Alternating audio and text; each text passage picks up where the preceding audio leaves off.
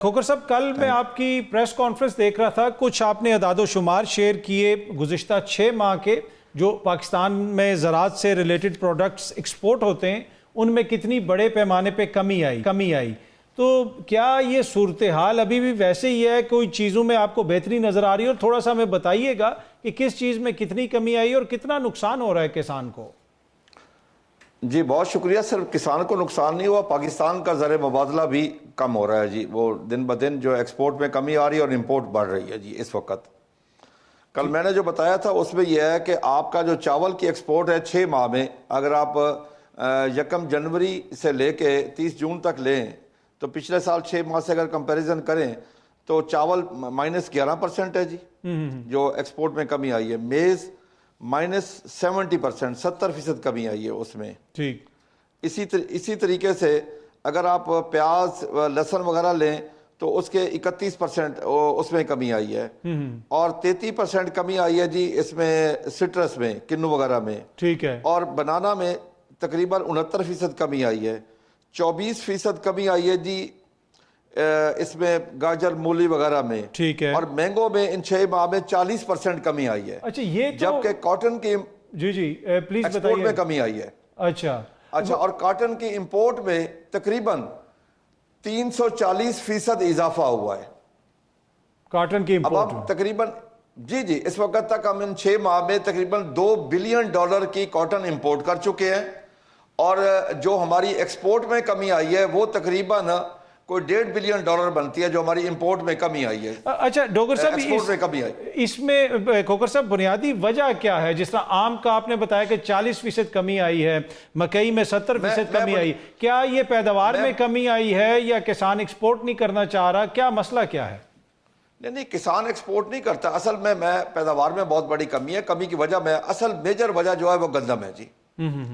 क्योंकि गंदम की फसल अगर उसका काश्तकार को रेट नहीं मिलेगा तो अगली फसलों पे काश्तकार खर्च नहीं कर सकता। उसकी मिसाल ये है कि 2 साल पहले हमें अच्छा रेट मिला और उसका हमने क्या कि आपको पिछले साल हमने आपको 6.25 ग्रोथ दी। पिछले साल अगर रेट नहीं मिला तो इस दफा जो ग्रोथ है वो 0.56 आ गई।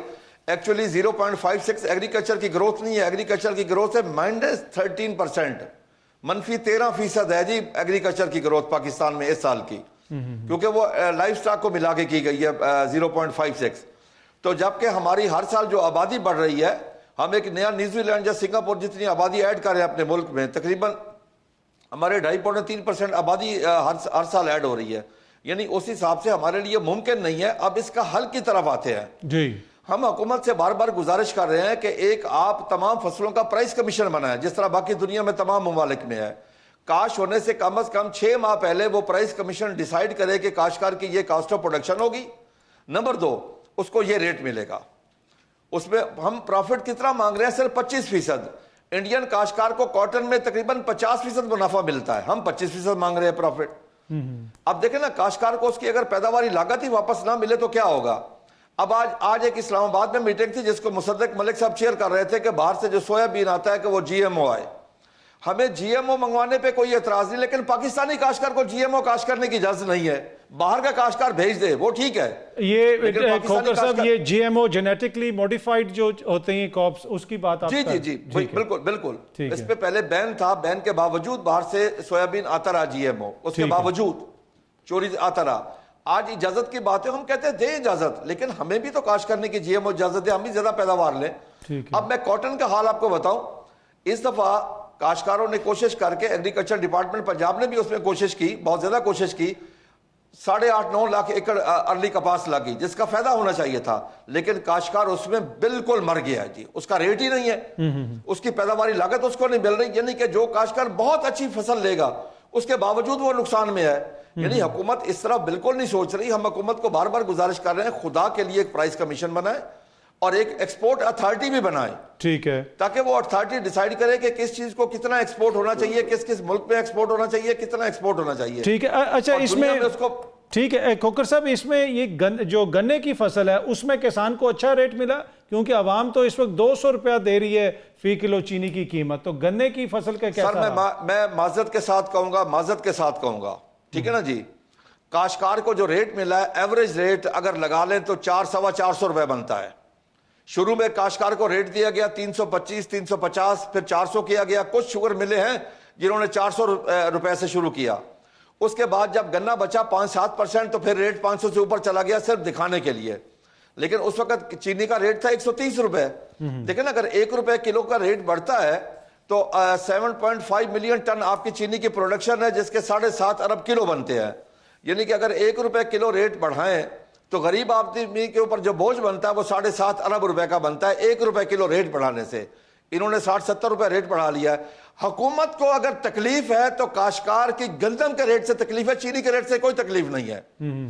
आप एक चीज सुन के हैरान होंगे कि अभी बजट में बार बार ऐलान किया गया, फाइनेंस मिनिस्टर ने ऐलान किया, बजट पास हो गया उस पर कि जी बाहर से जो कॉटन आ रही है हमने उस पर 18% जीएसटी ड्यूटी लगा दी है।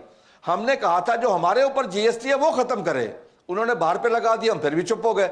लेकिन आज तक उस पर बजट पास हो गया, कितना महीना से ऊपर हो गया जी, अभी तक इंप्लीमेंट नहीं है जी उसके ऊपर। ठीक है। अच्छा सर, ये जो अगली गन्ने की फसल है ये कब शुगर मिल्स खरीदेंगे? क्योंकि अब चीनी को इंपोर्ट करने की बात हो रही है और इस खदशे का भी इजहार किया जा रहा है अगर चीनी ज्यादा आ गई तो हो सकता है गन्ने की फसल फिर दोबारा सस्ती हो जाए, मिलें कहेंगी कि चीनी बहुत है, हमें गन्ने की जरूरत नहीं है।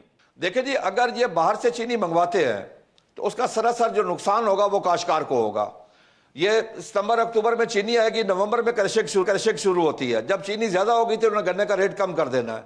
हम तो ये बार बार कह रहे हैं कि खुदा के लिए कोई सही पॉलिसी बनाए। खोकर साहब यही कह रहे थे कि अगर चीनी को इंपोर्ट करने की इजाजत दी गई तो आगे जो क्रशिंग का सीजन आ रहा है उससे पहले चीनी यहाँ पे पहुंचेगी और फिर अगेन किसान को गन्ने का रेट मुनासिब नहीं मिलेगा। बाखबर रहने के लिए सुनो न्यूज का यूट्यूब चैनल सब्सक्राइब करें और बेल आइकन पे क्लिक कर दें।